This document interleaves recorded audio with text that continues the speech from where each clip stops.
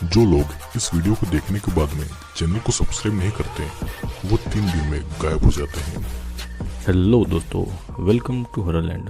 तो आज मैं आपके लिए जो मूवी लेकर आया हूँ वो एक रेप रिवेंज मूवी होने वाली है और ये एक रियल इंसिडेंट पर बेस्ड मूवी है। और मैं आपको ये गारंटी देता हूँ कि इस मूवी को देखने के बाद में आपको इंसानियत के ऊपर शर्म आने लग जाएगी। दोस्तों, इस मूवी के टोटल 4 पार्ट हैं, तो मैं बाकी मूवीज को भी एक्सप्लेन करूंगा, तो आप हमारे इस चैनल को सब्सक्राइब जरूर कर लेना। तो ऐसा क्या है मूवी में, आइए चलिए वीडियो में देखते हैं।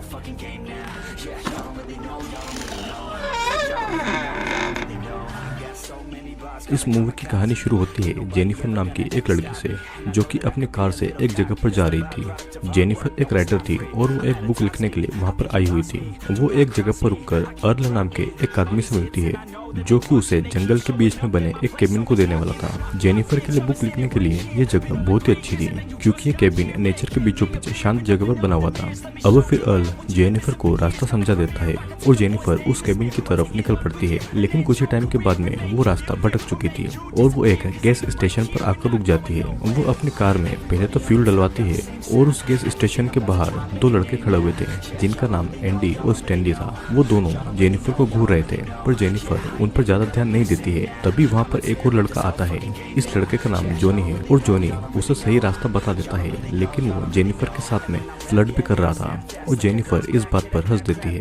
और ये सुनकर जॉनी के दोस्त भी हंसने लग गए थे, जिससे कि जॉनी की इंसल्ट हो गई थी। फिर जेनिफर उसे सॉरी बोल के वहाँ से चली जाती है। अब कुछ देर के बाद में जेनिफर अपने केबिन पर पहुंचती है और वो केबिन बहुत सुंदर था। वो केबिन के अंदर आकर अपने सामान को रखती है और वहाँ पर वो बुक लिखना स्टार्ट कर देती है। जेनिफर वहाँ के नेचर का भी आनंद लेती है और शाम को वो अपने दोस्त से फोन पर बात कर रही थी। तो तभी उसे आउट हाउस में से कुछ आवाज आती है और जब वो वहाँ पर देखने जाती है तो देखते है कि अंदर एसिड और बहुत सारे केमिकल्स के डब्बे रखे हुए थे। और वहाँ से निकलकर फिर से अपने केबिन में बैठकर वाइन पीने लगती है। लेकिन तभी वाइन उसके कपड़ों पर गिर जाती है और वो अंदर जाकर अपने कपड़े निकालकर उसे धोने लगती है। लेकिन वहाँ पर कोई था जो कि केबिन के बाहर से कैमरा में जेनिफर को शूट कर रहा था। और इस समय जेनिफर अपने अंडरगारमेंट्स में थी और जेनिफर को ये बात जरा भी पता नहीं थी। अब अगली सुबह जेनिफर जंगल की तरफ जॉगिंग करने जाती है और तभी उसे वहाँ पर एक सुनसान घर दिखाई देता है, जहाँ पे कुछ हथियार भी थे। और फिर थोड़ी देर घर को देखकर वो वहाँ से चली जाती है। अब अपने केबिन में वापस आकर वो देखती है कि उस केबिन के नल से खराब पानी निकल रहा है और वो टॉयलेट की तरफ जाती है तो टॉयलेट का भी वही हाल था। जेनिफर प्लम्बर को कॉल लगा और कहती है कि वो किसी को उस नल को ठीक करने के लिए भेज दे। जेनिफर जैसे ही फोन काटती है तो उस टाइम फोन टॉयलेट में गिर जाता है, जिसके बाद में वो फोन तो सुखा लेती है, लेकिन उसका फोन अब काम नहीं कर रहा था। अब थोड़ी देर के बाद में मैथ्यू नाम का एक लड़का उसके केबिन का नल ठीक करने के लिए आ जाता है। मैथ्यू थोड़ा एबनॉर्मल था, पर वो बहुत ही अच्छे से वहाँ के नल को ठीक कर देता है और खुश होकर जेनिफर उसे किस कर देती है, जिससे कि मैथ्यू शर्मा जाता है और वो फिर वहाँ से चला भी जाता है। अब एक जगह पर वे तीनों दोस्त जॉनी, एंडी और स्टैनली एक मछली को तड़पा कर मार के खुश हो रहे थे। और स्टैनली ये सारी चीजें अपने कैमरा में शूट करके खुश हो रहा था और उसे देखकर ये लग ही रहा था कि उसे दूसरों को दर्द देने में बहुत मजा आता है। और तभी वहाँ पर मैथ्यू आता है उनके साथ में मछली पकड़ने के लिए। वे तीनों जेनिफर की बात निकाल ही रहे थे और तभी मैथ्यू ये कह देता है कि जेनिफर ने उसे किस किया है। और ये सुनकर जॉनी को गुस्सा आ जाता है, क्योंकि जेनिफर ने उसे कोई भाव नहीं दिया था। और तभी स्टैनली जॉनी को वही वीडियो दिखाता है जिसे उसने कल रात को चुपके से शूट किया था। और जेनिफर को अंडरगारमेंट्स में देखकर उन तीनों के अंदर का जानवर जाग जाता है और उन तीनों के मुताबिक वो इसलिए यहाँ पर अकेली रह रही है ताकि वो किसी के साथ कुछ भी कर सके और फिर वे भी तो उसका फायदा उठा सकते थे। और आखिरकार जेनिफर भी यही चाहती थी, मतलब कि इन सब की इतनी ज्यादा घटिया सोच थी। अब रात के समय जेनिफर अपने राइटिंग का काम कर रही थी और उसका फोन अभी तक खराब था और थक के वो कुछ देर सोने के लिए चली जाती है। कुछ देर के बाद में वो उठकर जब घर के बाहर देखती है तो उसे ऐसा लग रहा था कि कोई बाहर है और वो आवाज लगाती है, लेकिन बाहर कोई नहीं था। वो वापस से अपने केबिन के अंदर जाती है और तभी एक आवाज से वो डर जाती है। वो जब देखने जाती है तो वहाँ पर एक मरी हुई बर्ड पड़ी हुई थी। अब फिर जेनिफर आउट हाउस की तरफ जाकर भी देखती है और जब वो वापस से केबिन के अंदर आती है तो देखती है कि उसके लैपटॉप पर जॉनी, एंडी और स्टैनली की फोटोज थी। जेनिफर ये देखकर शॉक्ड हो जाती है और वो तीनों उस केबिन में घुस जाते हैं। स्टैनली कंटिन्यूसली वीडियो बना रहा था और एंडी जेनिफर के अंडरगारमेंट्स का मजाक बना रहा था। जेनिफर उनको घर से निकल जाने को कहती है, लेकिन उसकी बात कोई नहीं सुनता है। अब जॉनी मैथ्यू को लेकर आता है और जेनिफर से कहता है कि तुमने नल ठीक कराने के बदले किस तो क्या, लेकिन मैथ्यू को पैसे नहीं दिए। और तब जेनिफर अपना बैग खोलती है मैथ्यू को पैसे देने के लिए, लेकिन जॉनी उसे मना करके उससे पूछता है कि वो यहाँ पर क्यों आई है। तब जेनिफर बताती है कि वो एक राइटर है और उसका बॉयफ्रेंड भी जल्दी यहाँ पर आ जाएगा। ये सुनकर वे तीनों हंसने लगते हैं क्योंकि उनको पता था कि जेनिफर झूठ बोल रही है। वे लोग फिर जेनिफर के साथ में बदतमीजी करते हैं और जॉनी जेनिफर को उसकी गोद में बैठकर ड्रिंक करने को कहता है, लेकिन जेनिफर उसकी बात नहीं मानती। तो जॉनी उठकर उसके पास जाकर उससे जबरदस्ती ड्रिंक करवाता है। जेनिफर भी मजबूरी में ड्रिंक कर लेती है और एंडी जलती हुई माचिस को जेनिफर की तरफ फेंक रहा था। जेनिफर बार बार उसको रोते हुए वहाँ से जाने को कह रही थी, पर वे वहाँ से निकल ही नहीं रहे थे। जॉनी जेनिफर को उसके दांत दिखाने को कहता है और उसके दांतों को पकड़कर उसे उखाड़ने की धमकी भी देता है। मैथ्यू कोने में बैठकर ये सब देख रहा था और जॉनी एक बेसबॉल बैट से जेनिफर को मार ही रहा था। फिर जॉनी एक गन निकालता है और गन देखकर जेनिफर बहुत ज्यादा डर जाती है। जॉनी जेनिफर को उस गन को किस करने को कहता है और जेनिफर डर के मारे ऐसा ही करती है। जॉनी फिर उस गन को उसके मुंह में डालकर उस गन को जबरदस्ती अपने मुंह में लेने को कहता है और कहता है कि उस गन को वो जॉनी का प्राइवेट पार्ट समझकर उसे प्लेजर दे। जॉनी फिर मैथ्यू के पास जाता है और एंडी जेनिफर के पास आकर वाइन की बोतल जेनिफर के मुंह में घुसाकर उसे प्लेजर देने को कहता है और तभी जेनिफर उसी बोतल से एंडी के पैर में मारती है और उसके बाद में स्टैनली की आंख पर स्प्रे मार के वो वहाँ से भाग जाती है। जेनिफर जंगल के बीच में होती हुई नंगे पैर दौड़ लगा रही थी और अचानक उसे एक पुलिस वाला स्टार्क मिलता है और जेनिफर को केबिन देने वाला अर्ल मिलता है। जेनिफर स्टार्क को सब कुछ बताकर उससे मदद मांगती है और स्टार्क अर्ल को उसके काम से भेजकर जेनिफर को लेकर उसी केबिन में आता है। केबिन के अंदर घुसकर स्टार्क उन लड़कों को आवाज लगाता है, पर वे लोग तब तक वहाँ से जा चुके थे। स्टार्क के घर के अंदर तलाशी लेने लगता है और धीरे धीरे स्टार्क जेनिफर को ही उल्टे सीधे सवाल कर रहा था कि उन लड़कों के साथ क्या तुम्हारा कोई रिलेशनशिप है और यहाँ पे वो कितने दिनों से है, वो यहाँ पर अकेली क्यों रही है और तुम्हारे पास इतनी सारी सिगरेट क्यों पड़ी हुई है। लेकिन फिर भी जेनिफर अच्छे से सारे जवाब दे रही थी। फिर स्टार्क किसी को कॉल करता है और जेनिफर कह रही थी कि वो खुद विक्टिम है और उन लोगों ने वहाँ पे घुस के उसके साथ में सेक्सुअली असोल्ट किया है। लेकिन स्टार्क ये कह रहा था कि तुमने सिगरेट पी है और ड्रिंक भी किया है और तुम यहाँ पर अकेली रह रही हो और तुमने नाइट्रोजन पहनी है। दरअसल स्टार्क इनडायरेक्टली ये कह रहा था कि तुमने उन लोगों को सेड्यूस किया होगा और यहाँ तक कि वो जेनिफर की तलाशी लेने के बहाने उसे गलत तरीके से टच भी करता है। वो जेनिफर से पूछता है कि उन लड़कों ने उसके साथ में क्या किया है और तभी अचानक से वहाँ पर जॉनी, एंडी, स्टैनली और मैथ्यू आ गए थे। स्टार्क वैसे तो पुलिस वाला ही था, पर वो भी इन लोगों के साथ में मिला हुआ था।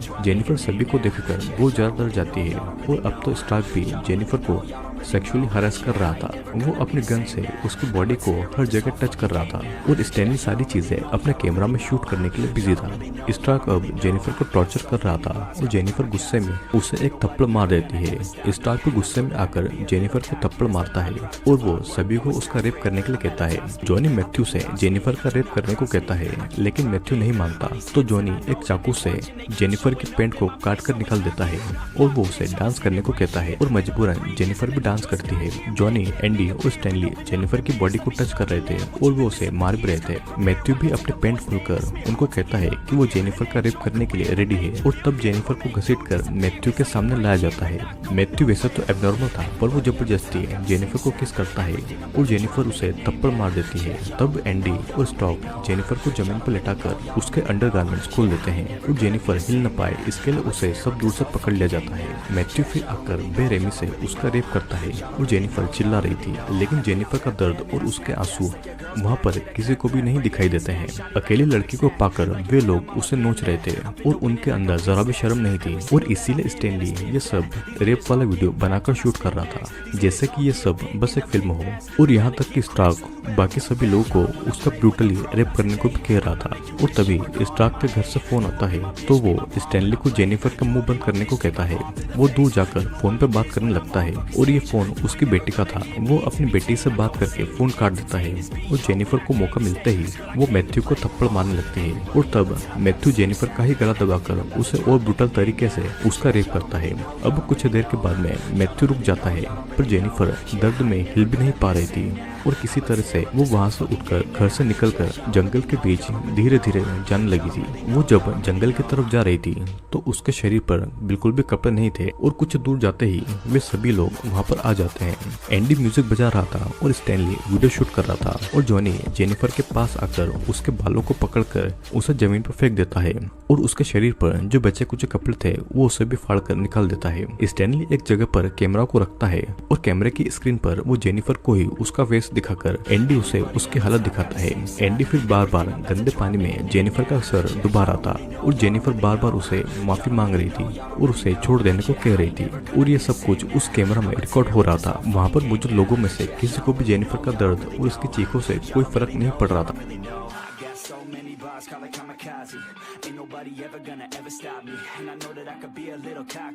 जेनिफर की कार भी थी और वे उस कार को भी ठिकाने लगा देते हैं।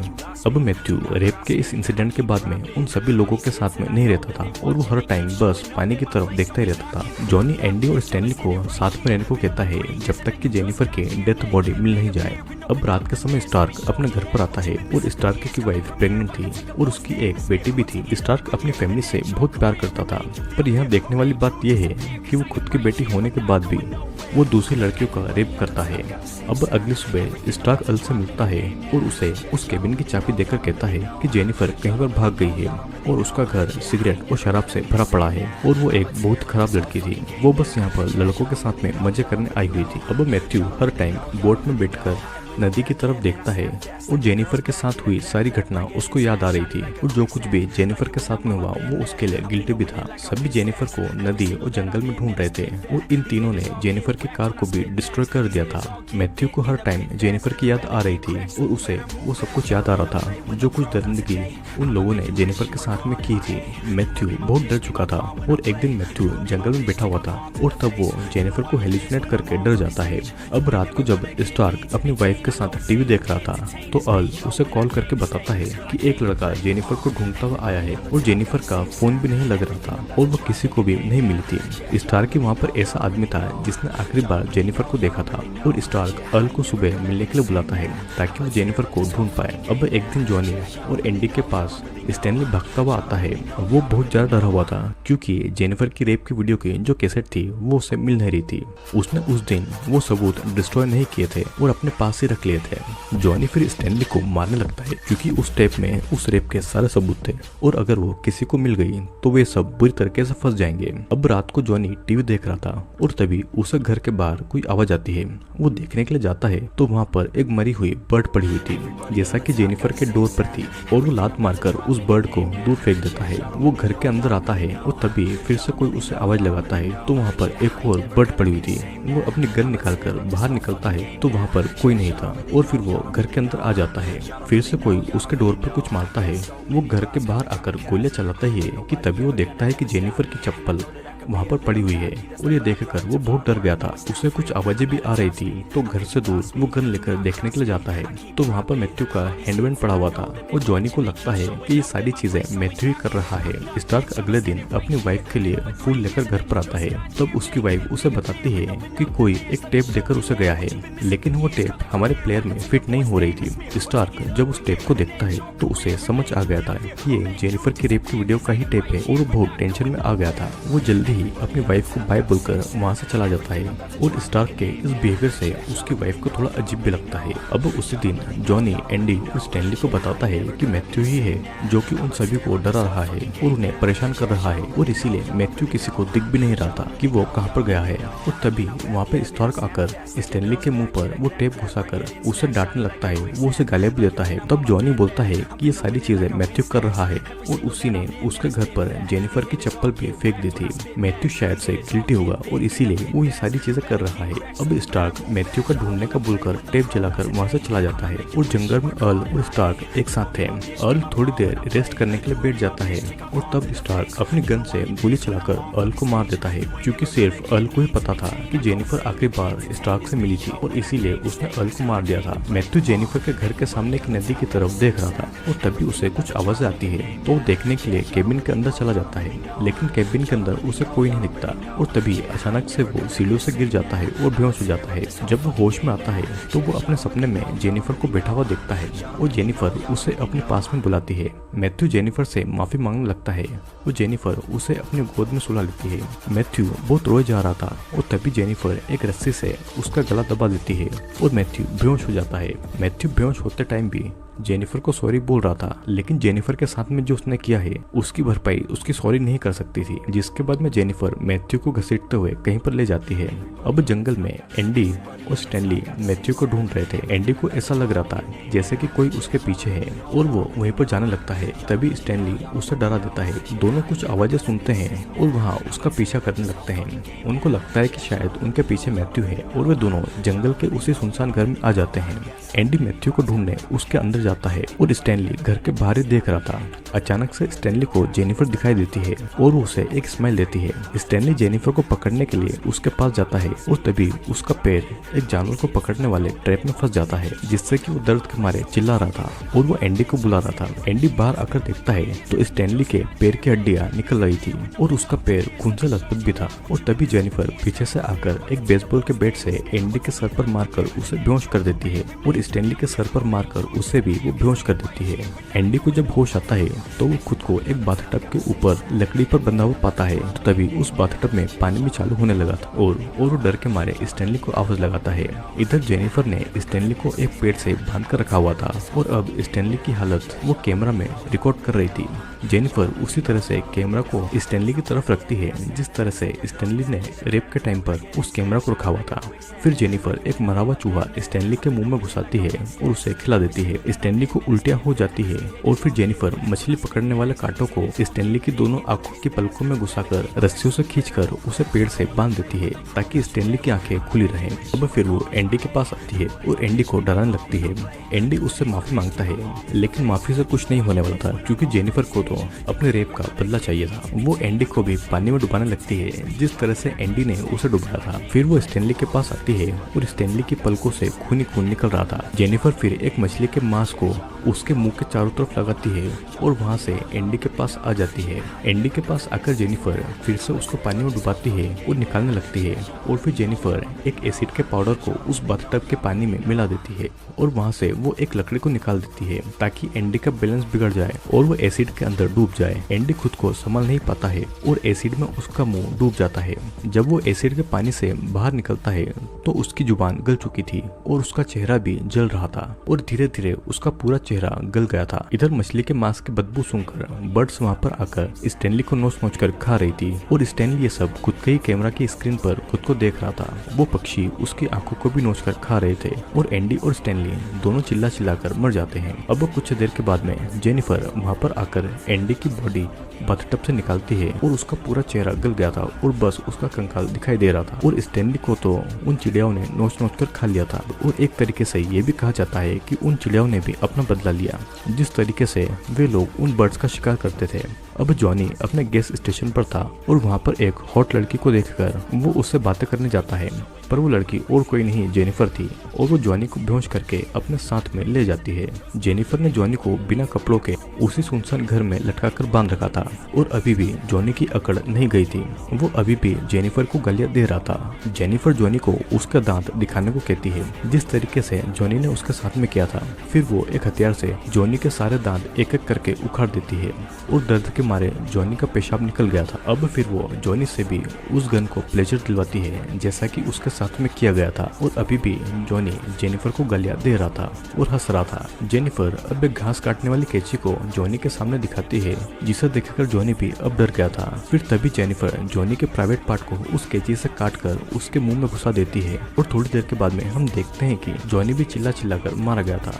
अब जेनिफर स्टार्क की बेटी की टीचर बनकर स्टार्क के घर जाती है और स्टार्क के साथ फोन पे बात करती है। स्टार्क जेनिफर की आवाज सुनकर डर जाता है और वो अपने घर जाता है। घर जाकर उसे पता लगता है कि उसकी बेटी को जेनिफर लेकर गई है और वो डर के अपनी बेटी को ढूंढने लग गया था। वो एक पार्क से होता हुआ एक जंगल की तरफ जाता है और वो अपनी बेटी को आवाज लगाता है जिसके बाद में वो अपनी कार में बैठ जाता है तो जेनिफर पीछे से आकर उसके सर पर मार के स्टार्क को बेहोश कर देती है। स्टार्क को जब होश आता है तो वो बंधा हुआ था और उसकी पैंट भी उतरी हुई थी। हम ये भी देखते हैं कि एक गन को उसके पीछे घुसाया हुआ था और वो अपनी हालत को देखकर देखकर बहुत ज्यादा रो रहा था। जेनिफर फिर स्टार को कहती है कि पुलिस समझकर उसने उस पर विश्वास किया, पर उसने भी उसका फायदा उठाया। वो उस गन को और ज्यादा उसके पीछे घुसा देती है और वो गन से ही स्टार का रेप करने लगती है। फिर वो गन के ट्रिगर को एक रस्सी से बांधकर रस्सी का दूसरा हिस्सा मैथ्यू के हाथ में बांध देती है, ताकि जब मैथ्यू को होश आए तो वो अपना हाथ हिलाए और गन की गोली चल के स्टार के पीछे से होती हुई